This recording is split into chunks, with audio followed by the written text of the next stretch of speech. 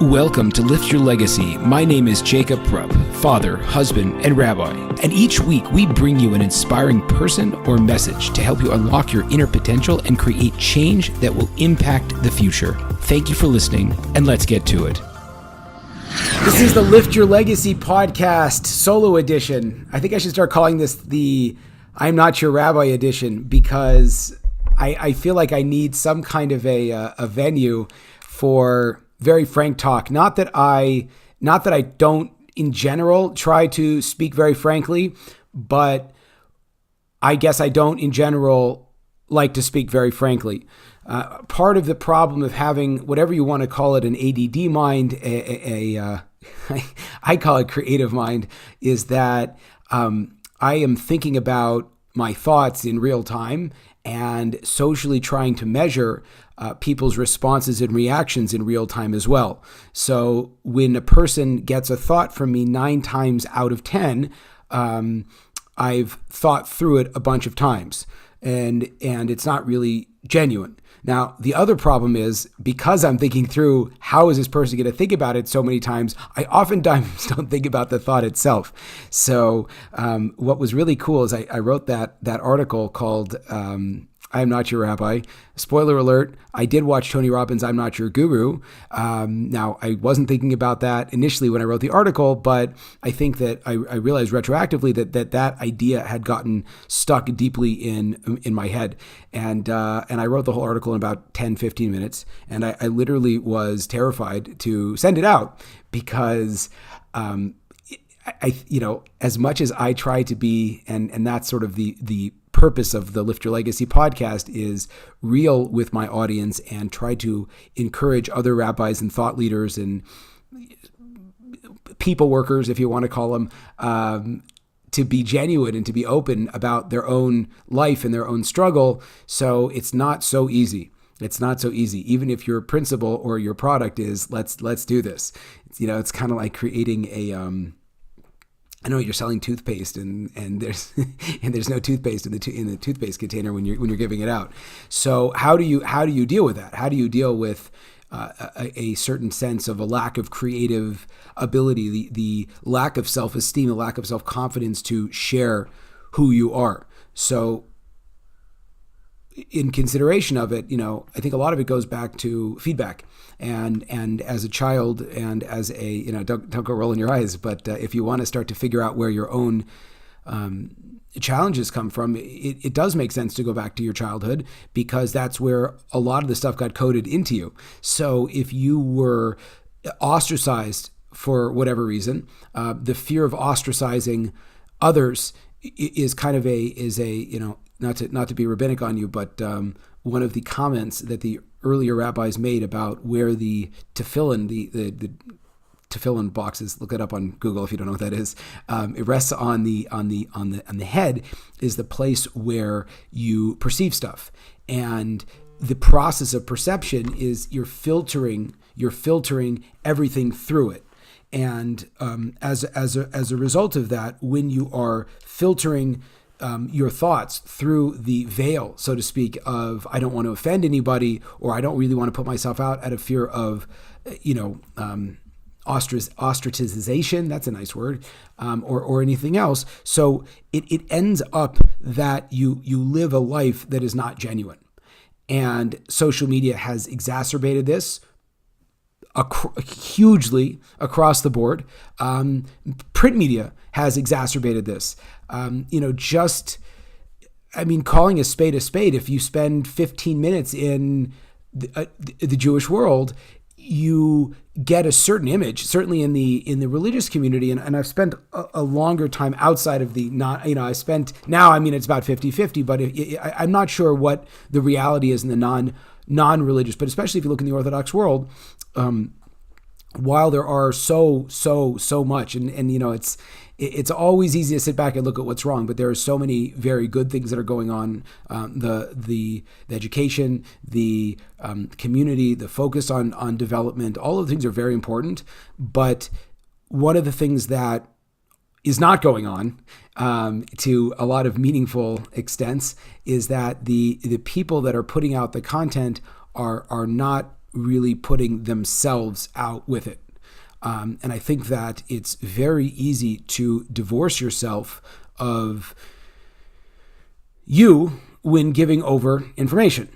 Not unlike a surgeon is not necessarily going to have to, open himself up or point out all of his, bodily internal organs when discussing surgery. It's kind of a clinical subject. And the problem with development and the problem with discussing about that and education in general is that it can't be clinical. It has to come, again, what do I know about education? I've been in the field for quite a few years, but I found that the feedback that I have gotten is certainly not that I am the most organized thinker.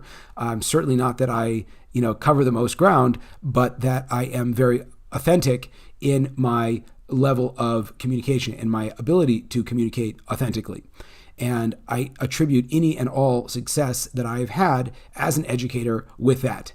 And that's been difficult, especially if I know that's why I was successful, because the pressure to continuously be open, especially when things in your life fall apart, is very, very difficult, because we all want to be authorities on areas of our life. It's all very easy to talk about things when you've gone through the process, but the process of channeling that process is very, very difficult, because along with all of the things that you wish you were doing differently, there's the shame that you are going through this. And then there's also the impact that what you're doing will have on your family, your community, etc. And in the Jewish world, as a result of quite a few factors, we create a very clean version of ourselves that, call me cynical, I think a lot of us have a hard time living at. Now, in no way is this mean that a person should go online and air their dirty laundry. I think it's unprofessional. I think it's inappropriate. And I think that if you confuse what should be used for a therapist for what should be used for social media, you just sack up and get a therapist and stop telling everyone about your problems. That being said, you want to make sure that your message is communicated effectively. And effectively means that there has to be you in the message. So unless you're teaching just straight facts, the chicken is kosher, or this is how you do math, but you're speaking about life and you're speaking about successfully navigating your way through life, you have to be open with your own struggles. Why? Because I think that the process of development and growth is one that is wrought with challenge. It's very, very difficult. And when you falter, which we all do, you want to look at your inspiring figure. Again, you want to look at the inspiring figure and see that they fell down too. And yes, it's very easy to show how great people in history stumbled and great people in history fell. And I think that that's why the work of specifically Ryan Holiday and Robert Greene are so resonant, at least with me, is, you have these iconic figures in American history, and both of the authors break down how they did it, how they failed and what they were like. And I honestly, in the Jewish world, I've seen, I think, one book that addresses that. It's an amazing book called The Real You, which is not at all in widespread publication. It happened to fall off a shelf at me, honestly, in Israel. But one of the things that the author points out was, we sort of pick up people's highlight reels and we don't see the whole story. And as a result, it makes us, it builds a cycle, especially because the person might be dead. Yeah, it builds a cycle of a tremendous level of disconnect with ourselves and with our process. And that's very difficult.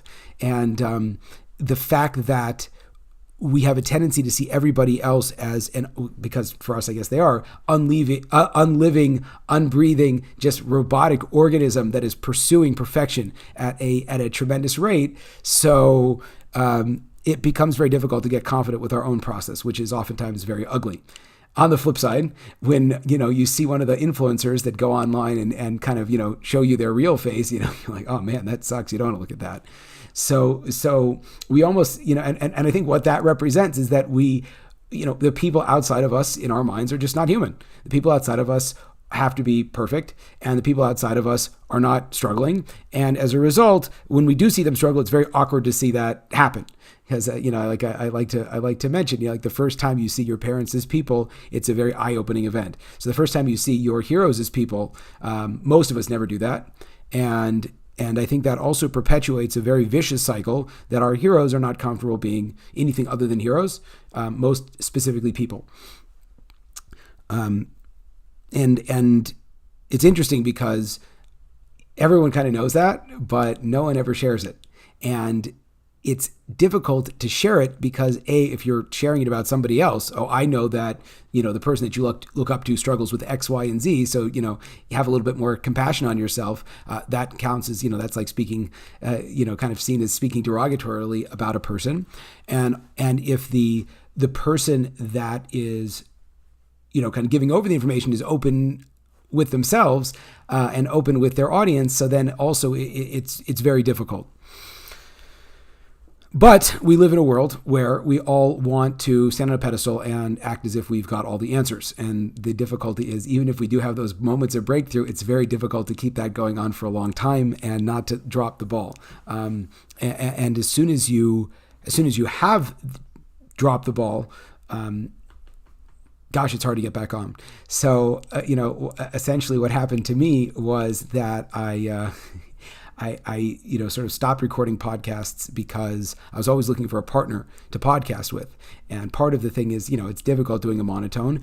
Also, part of it's like it's hard to build an audience, and it's difficult to push yourself day in and day out doing things that you might like, but it doesn't, necessarily, if the bills aren't covered, it becomes more and more difficult. And so I allowed myself to get derailed, and the creativity once the streams are over, it starts to block up, and man, it's hard to get it back there. And the interesting thing is, finally I got back to podcasting, but one of the things I always do when I podcast is I'm always interviewing people, and everyone that I speak to is often saying, interviewing is great, but if you also have an opinion or you also have a message to share, you have to share that opinion, and you have to be the one that's talking about it, not the expert that you have. And sometimes, believe it or not, in some cases, what the expert said, I sort of already knew or had a better way of saying it. But what stopped me from doing it was specifically the fact that I was afraid. I was afraid of not producing outstanding work. I was afraid of nobody listening, and I was afraid of what I say impacting the comfortable persona that I have crafted for myself. And all of those things, when you don't share, remain intact. Nobody thinks you're an idiot. Nobody doesn't listen to what you say because there's nothing to listen to.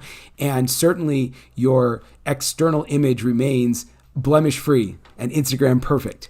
But then what it does is it builds up a certain healthy amount of resentment, because when you see everybody else going out there, and especially if you're in like a community with someone, you're like, I kind of know what's going on behind the scenes, or you meet that person in private, and whatever, like a national figure, and you hear, whoa, you're just like a normal person, like what the heck. When that happens, you start to get really cynical, and you're like, well, and at least this is my thought process. It's like, well, if X, Y, and Z is sharing this message, and X, Y, and Z has this many followers, again, that terrible and destructive need for social proof and social conditioning, all that kind of stuff. If they all have that, and they're kind of a phony, so then it's like, why? Like, why do I even want to try? There's no purpose.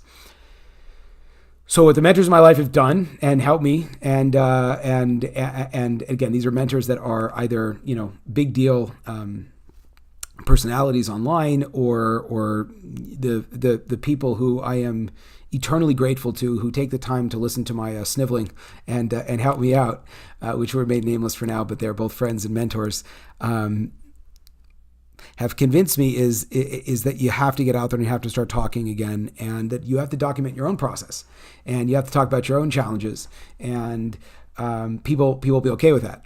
And what about the fact that, I like to tell myself that I'm absolved or I shouldn't do stuff like this because, I'm a father and I'm a husband and I'm a rabbi and I have a public persona and I'm an Orthodox Jew and all of these things that I feel like would push me to wanting to keep a very clean, and I have all the answers, and the guy that you see with the, at the gym is the guy that's always eating clean, and the guy that's always pushing you to get to work is always starting new projects, and the guy that talks about eating healthy and drinking lots of water is always doing that. It's my dear friend pointed out, there's an influencer that I appreciate a great deal, whose name is Jocko Willink.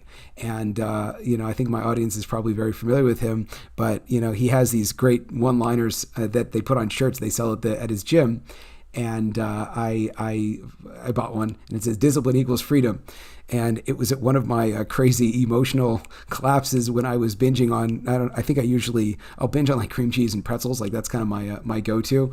Donuts already, like that's also a problem. It's like donuts I won't do, because I'm like, oh, I couldn't do donuts, but pretzels got to be healthy because they're not donuts, and cream cheese has to be healthy because it's, not frosting or something like that.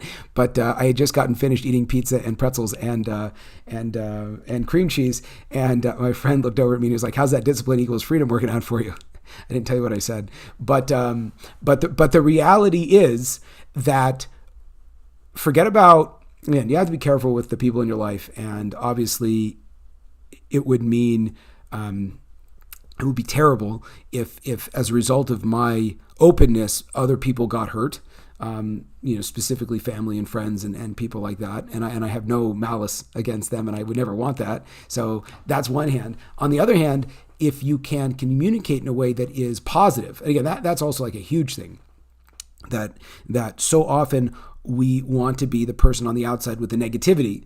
And because you're like a negative Nancy, so no one wants to listen to you, and no one's also going to like take your advice seriously because all you're doing is complaining. But rather, if you are real behind the messaging that you're getting out there, I actually don't think it hurts your image so much, even if the things are not ideal. Meaning that I can come out about the fact that, oh boy, here we go. I can come out about the fact that that eating for me has been very difficult the past couple months, couple of years, whatever it might be, and weight's kind of started to creep back on, and that I comfort eat, and that it doesn't go away just because you have the reputation of being the athletic rabbi or whatever you want to call it.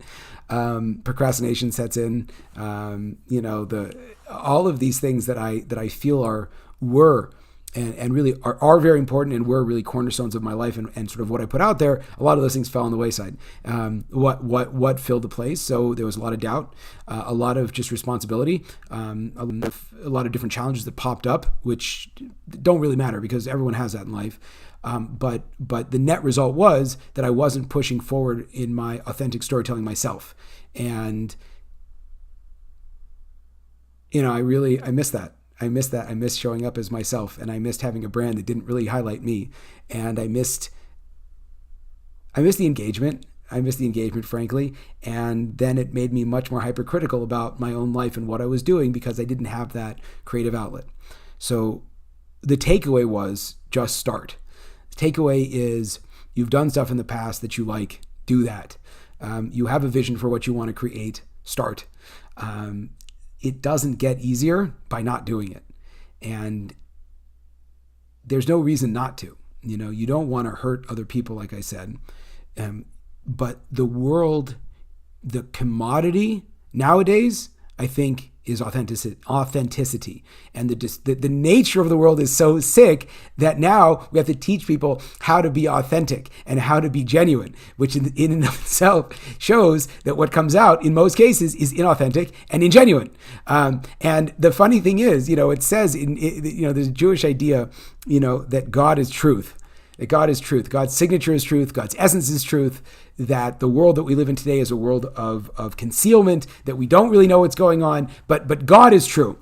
And godly people have to be true. That does not mean that they have to air all of their dirty laundry everywhere, but it also does not mean that they should not recognize that their consistent level of positivity or repeating what other people say or sharing an idea that they haven't thought through themselves or, copying people's stuff, like, come on, like, first of all, we know, as it says in Ecclesiastes, that there is nothing new under the sun. So your productivity hack, we already know about it. Your relationship advice, already been done for thousands of years. Your, all of that stuff, it's all old stuff. And therefore, where newness is you. You're the unique piece.